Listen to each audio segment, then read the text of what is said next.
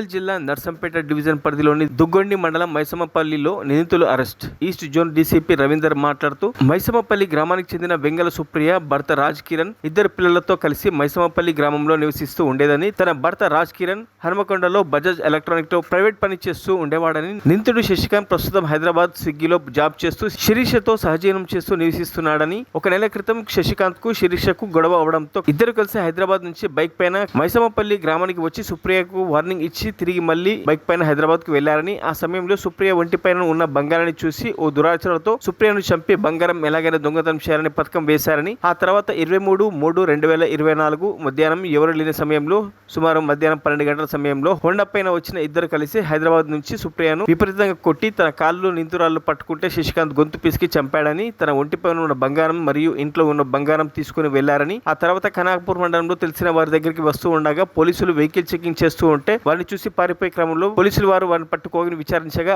నేరాన్ని ఒప్పుకోవడం జరిగింది. ఈ సందర్భంగా నిందితులను అదుపులోకి తీసుకుని రిమాండ్ నిమిత్తం నర్సంపేట కోర్టులో హాజరుపరచడం జరిగిందని ఈ సందర్భంగా పోలీసులు తెలిపారు.